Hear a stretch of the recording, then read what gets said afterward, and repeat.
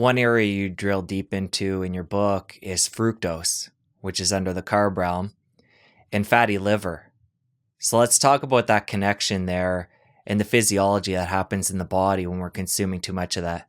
Yeah, our understanding of fructose has dramatically changed in the last few years. It's fructose, as your audience may know, it's one of the primary sugar molecules. Glucose and fructose, when you combine them together, make sugar, table sugar, sucrose. For many years, fructose was felt to be the good sugar. In other words, unlike glucose, if I eat glucose and have my rice or my carbs, my insulin will spike and my glucose will spike in my bloodstream. If I eat pure fructose, which happens to be a sweeter molecule than glucose, so it actually tastes sweet.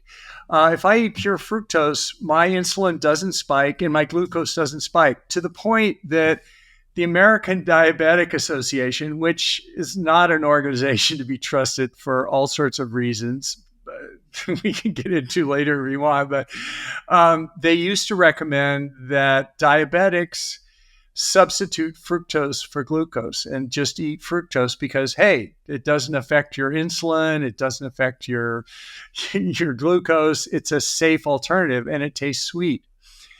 The problem is fructose is it's exactly the same chemicals in fructose, carbon, hydrogen, and oxygen, but they're just, as in glucose, but they're just rearranged slightly. So they're very similar that way, but they're handled completely differently by the body. Every single cell practically in the body can utilize glucose for energy. Fructose, no cells in the body use it except in the liver, where it's essentially detoxified for most of the fructose in our body. So the liver is the detoxification organ. That's where alcohol goes. When we drink alcohol, it goes to the liver and it gets detoxified there. And it used to be, up until 1980, that when people damage their liver, they get what's called fatty liver disease. And the number one cause, if you had fatty liver disease, you were most likely to be an alcoholic or have alcoholic liver disease. That's what it was called, alcoholic fatty liver disease. And something strange happened. A new disease appeared in 1980 that had never occurred before, and to the point it's now the number one liver disease, the number one cause of liver transplants, but it didn't exist before 1980 largely. And it looks just like alcoholic fatty liver disease, to the point that patients would come in, they'd be diagnosed with these damage to their liver, and the doctor would go, "Oh, you've got alcoholic fatty liver disease. You need to quit drinking." And the patient would go, I don't drink. I've never drank." And the doctor would say, "Sure, but just stop it." Whatever, And that created some tension there in the doctor-patient relationship until children started coming in with this fatty liver disease, and they were said, "Well, you've got alcoholic fatty liver disease." They go, "This is a 6-year-old child. They've never had alcohol. How can they have fatty liver disease?" And anyway, what they discovered was that fructose, when it's metabolized, detoxified by the liver, which is the main place it goes, it's handled the same way or in a very similar fashion to ethanol, alcohol. And it produces fat, and it damages the liver eventually and drives this fatty liver disease. So what happened in 1980 so that fatty liver disease is now caused by fructose and not alcohol? Because if you look at the drinking rates for alcohol, it hasn't changed that much. It's pretty much the same, but something happened with the discovery of a compound called high fructose corn syrup, which is it's just a way of extracting something from corn that's made of fructose and glucose. It's similar to table sugar, but it doesn't have that chemical bond there, but it doesn't really matter. But the thing was, high fructose corn syrup became widely available, and it was placed in all junk foods, and it replaced the alternative, which was cane sugar. Cane sugar is sort of crunchy and it crystallizes and doesn't have a good taste. High fructose corn syrup stays fluid. You can put it on the shelf for 12 years, like all good junk food. It'll last forever. And the other thing about it is it's subsidized by the government. Corn is one of the crops that is artificially lower in cost. So high fructose corn syrup is low in cost. So what happened?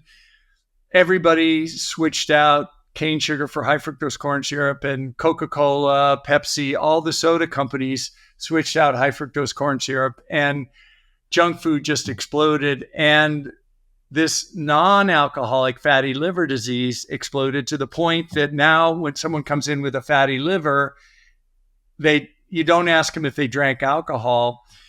But the problem is most of the medical establishment still considers it to be of unknown cause. It's vaguely related to metabolism. Even today, you hear that, although experts like Robert Lustig at the University of San Francisco did a prospective controlled study with children, and he basically he removed fructose from their diet and substituted glucose. And in a matter of weeks, he was able to reverse the fatty liver disease in these children just by removing the fructose. So there's tremendous evidence, in my opinion, it's caused by fructose. And if you want to, this is shown throughout history because fatty liver it didn't start out as a disease. It started out as a culinary item with foie gras, which has been around at least since the Egyptian times, where the Egyptians learned to give geese fatty liver. And if they wanted to do that, they didn't give them alcohol.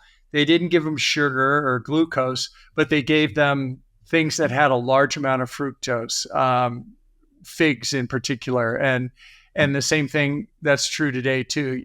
You don't feed them protein, you don't feed them fat, you feed them high carbs, especially fructose.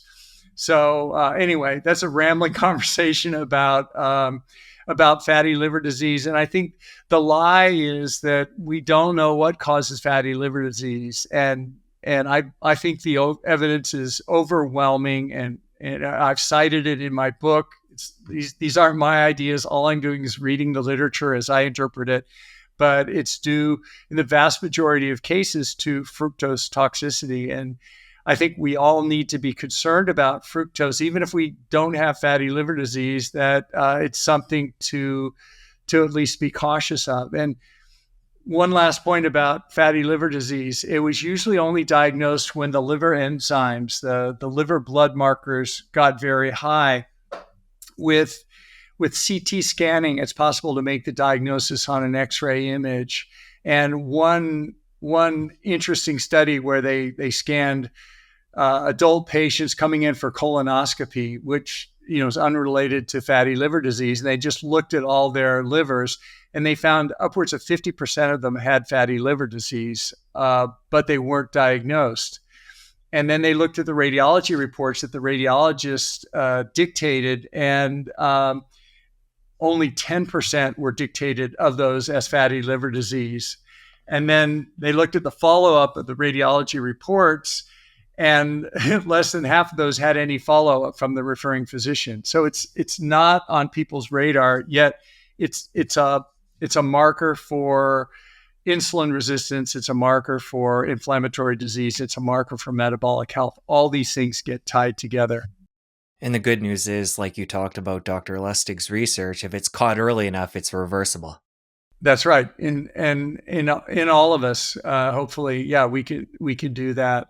And I mentioned it doesn't spike glucose, right? And it doesn't directly spike insulin. So you think, well, what's bad about it? Well, it drives insulin resistance in the liver. So even though the acute changes are not spiked, fructose in itself will drive insulin resistance. Fructose also converts to uric acid, which is a driver for gout. And it also drives the endothelial glycocalyx, which is the lining of our blood vessels, which drives hypertension and cardiovascular disease. It affects nitric oxide production, which controls those. So the sugar we eat can actually drive hypertension and cardiovascular disease through these mechanisms. If you enjoyed that clip, you're going to want to head over here and catch a full episode. I'll see you over there. If I put food into my mouth and it goes into my stomach and my GI tract, no matter what the food is, it's going to drive inflammation, because inflammation is the body's natural protection against foreign material. Fructose, when it's metabolized